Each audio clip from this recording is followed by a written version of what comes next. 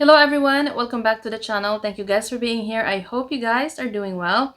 In today's video, I'd like to talk about the topic of the work culture, the differences between the work culture in the Philippines versus here in the US. Someone mentioned that they're planning on maybe starting a little business in the Philippines and they want to know what it's like to hire and employ Filipino workers. And I think this topic is going to be beneficial for that person. And if you're also Filipino, you just migrated to the US, you're thinking of entering the workforce, you want to know what it's like to work here in the US, this topic might help you too. All right, so before migrating to the US, I worked in the Philippines in sales. And then when I migrated here, literally within the month of getting my worker's permit, I started working. I was in the workforce for 10 years before I decided to stay at home with my child. So I have experiences working in both places, and I can share some of those experiences with you. If that's an information that you want to know, please keep on watching. All right, so the video is titled, How is Filipino Work Culture Different from the US? I decided to divide this topic into three main segments. So the first one is the differences when it comes to the communication style. The second one is the hierarchy, the working environment itself. And then the third one is the clique. I included that because I think that's very important. It doesn't really matter where you work, whether that's Philippines, the US, that's something you're going to have to deal with as an employee. All right, let's start with the first one, the communication style. In the United States, professionals often value direct communication. They say what they mean and cut straight to the chase. In contrast, Filipino culture leans towards indirect communication. It's very subtle, and nuance play a significant role when it comes to this, type of communication. This is what they call high context communication versus low context communication. American culture is typically low context, meaning most information is explicitly stated in verbal communication. So if they needed to tell you something, they're gonna let you know straight up. Now, in Filipino culture, however, it is high context communication. Much is conveyed through nonverbal cues and the context in which the conversation takes place. Now, that sounds like very nice because they're very, sensitive towards your feelings. But in my personal experience, I think that also presents a lot of challenges. And I'm gonna use some examples later after I go through this one part. So, in the Filipino work culture, don't expect them to be too straightforward. Most Filipinos find directness uncomfortable. Some people might even find that rude and very confrontational, impolite. They're gonna consider it that. If you're very frank, they call that in Philippines prangka. Most Filipinos would consider that person to be confrontational, as if you're picking a fight. Now, and Filipino professionals hate confrontations. The Filipino society is a collectivist culture that values harmony amongst each other, and the welfare of the group comes first before the self. And they'd go the extra mile to keep things peaceful. Now, I'd say that could also present a lot of challenges. For example, on your one-on-one, let's say annual evaluation. Here in the US, my experience is that if you're not meeting expectations, you're not meeting the deadlines, you are not, your performance is not up to par, they're gonna let you know, okay, you're not meeting the expectation on this and that, you need to improve on this and that. We're gonna present you some maybe help or maybe some methods to help you, encourage you to be better in this aspects. Now, in the Philippines, they may not give it to you straight like that. They might just, use some examples. There's a lot of beating around the bush because they are kind of like, they don't want to hurt your feelings. They're very sensitive about, they think you might get sensitive, and a lot of Filipinos can be sensitive to someone who's very direct when it comes to even in a professional level. So even your direct supervisor may kind of like try to avoid really being too straightforward to you. So they're going to use some examples, hoping that you would learn how to read between the lines, and then hopefully you can also read some cues, the body language, all of this stuff, which I think really is a waste of time when they can just tell you what it is. I kind of prefer the straightforward approach. Actually, my friend was telling me, you become so Americanized. I think is a better method. If someone is not meeting the expectation, let them know so they can actually improve. Yes, it's gonna hurt their feelings, but so what? This is work. It shouldn't be too personal. You shouldn't take it that personal. This is work. It is all about your performance. You're supposed to bring excellence. But if you're not meeting the expectation, you should you should be notified so you can actually improve.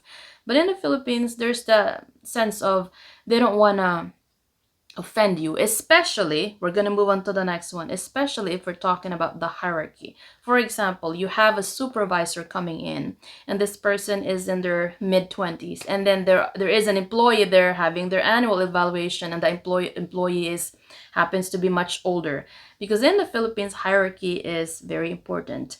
As I mentioned, hierarchy is a big thing in the Philippines, and you are to respect that hierarchy. And there's obviously different types of hierarchy. People who are older than you have to use honorifics for those, even if this is the same job position description. If this person is older than you are, you're gonna have to address them ate if this is an older female, kuya if this is an older male coworker, and if this is a coworker who's been there longer than you have, even if this is the same exact position in the Philippines, if you're looking at the hierarchy, this employee or coworker is technically considered as your superior because they've been there longer than you have. So you're gonna have to address them for male, sir, ma'am for female, even though they're not really your superiors. Now, when it comes to your superiors, you actually have to address them by their title, whether that's a supervisor, manager, director. You have to call them that. That's very important for Filipinos. Now, someone made this comment. This is not my opinion, but someone said that he thinks that some Filipinos are very power hungry. That's why they are so strict when it comes to the title. There might be some truth to that, to be very honest. I've noticed, like, I remember a coworker who failed to call someone ma'am or sir, and this person got in trouble. Like, I didn't even think it was such a big deal, at least in my opinion, but this person got in trouble for that, got wrote up for that. And I thought, wow, that's really, I didn't realize it's that strict. Now, obviously, when I came here in the US, it's a completely different experience. I don't ever recall calling any of my immediate superior, supervisor, managers, director, ma'am or sir, not even once. Now, to show respect here, you can use Mr., Miss, Mrs., and then their last name. So titles for Americans is not that big of a deal. Like, as long as you talk respectfully, you don't have this tone of condescending tone, that's, you can be respectful in so many ways, but in the Philippines, because of the cultural differences, the use of titles and honorifics very important. Now let's move on to the unique communication style. Now, of course, again, in the Philippines, it's all about respect. So you're gonna have to use the terms po and opo instead of just using the term oo, which translates to yes. So this is like a respectful way of answering. Instead of saying yes, oo, you say opo and po at the end of the sentence. Again, this is embedded into the Filipino culture.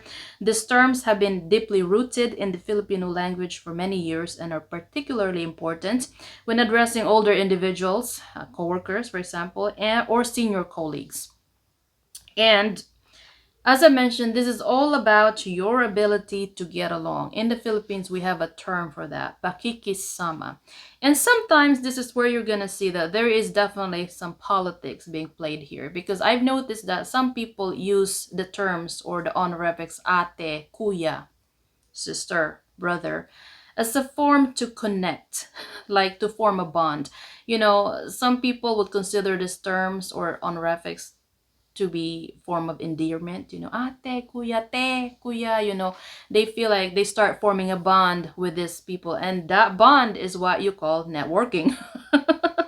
Relationships you establish, if you're known to be the person who's very, very nice, very respectful, you form a bond with people, and it really is networking. Now, the approach here in the US is a little bit different. But I guess some people here do that too in a different method. Some people would call that kissing someone's behind, right? There's a term for that. You probably know what it is. But yes, it's a different form of politics basically in the workplace. That's how I define it. All right. Let's talk a little bit about the working environment, because I think that's very important. Now, at least in my personal experience, everybody's experience is different, obviously, but at least I'm talking about my personal experience. I've never been micromanaged as much as I have while working. Like in the Philippines, micromanagement is widespread. Like if you are a new employee, they just don't trust you. And I've experienced this as well. There is definitely this period of like a hazing period. And this happens during the training period, One experience I have is that instead of actually training you, like actually teaching you what to do, they just want to know how you're going to do it without even giving you instruction. Like, okay, you do it. We want to see how you're going to do it.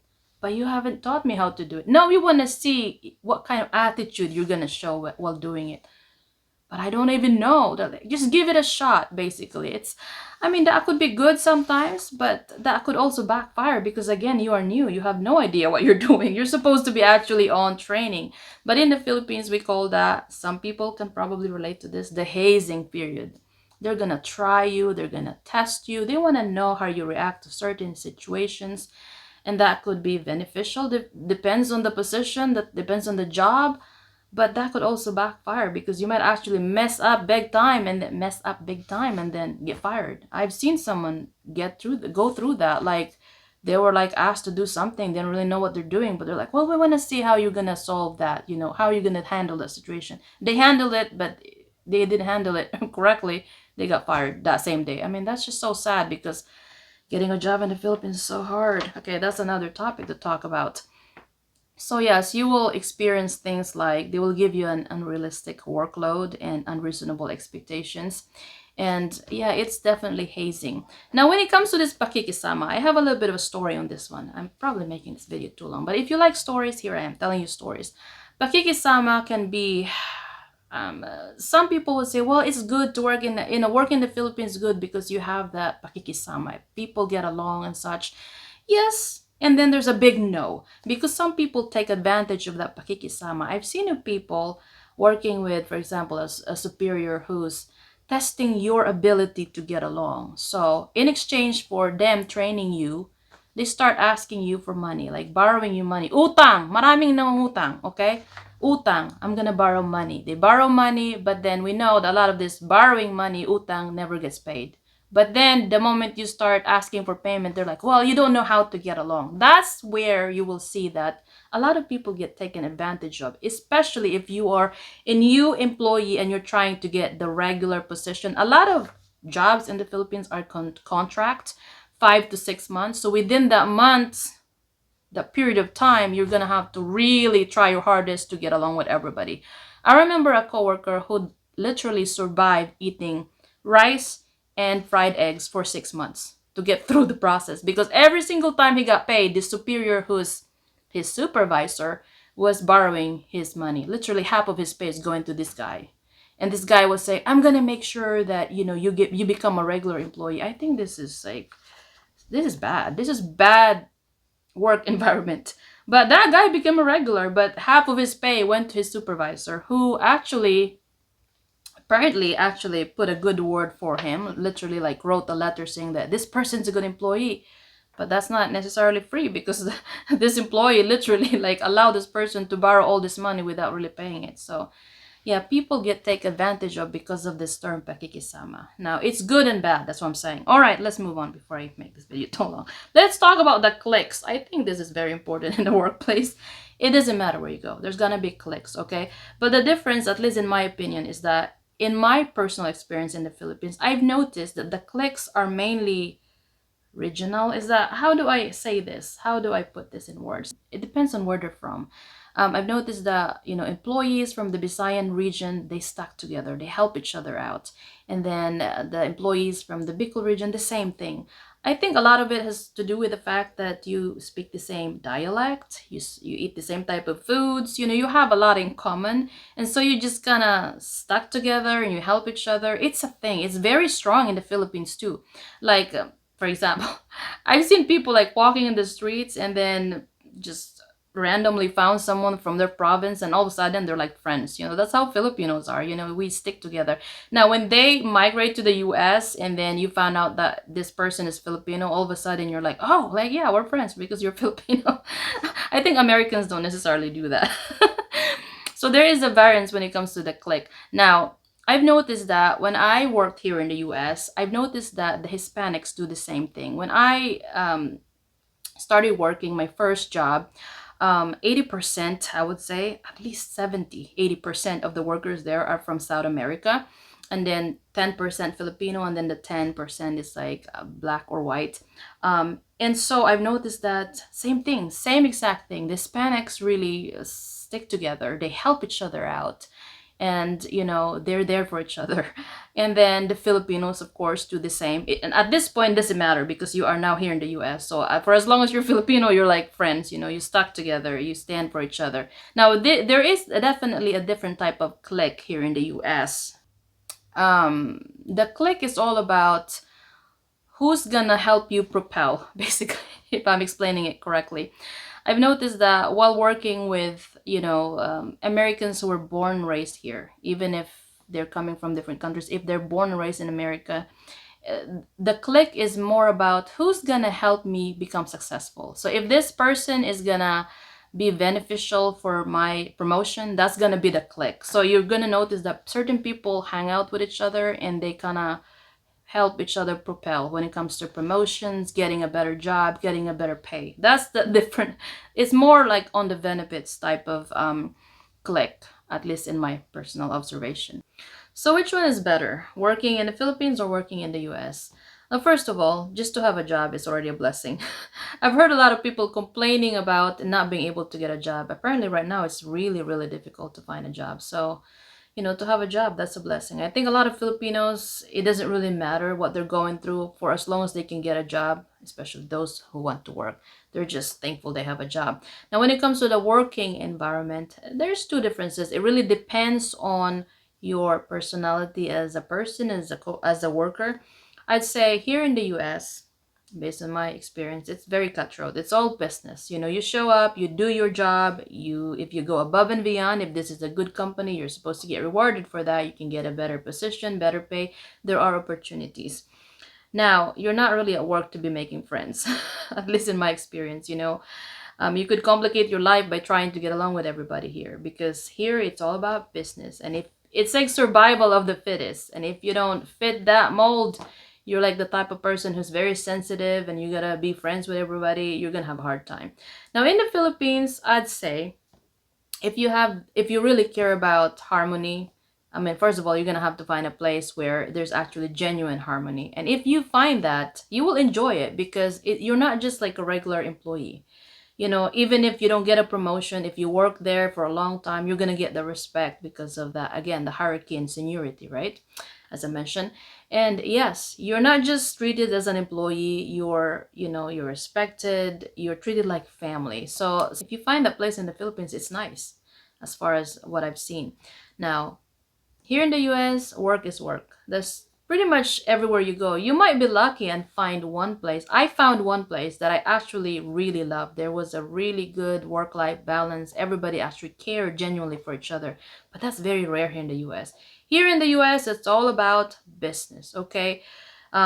People show up to work with one goal, and that is to make a living, to make money, to get a promotion for more money.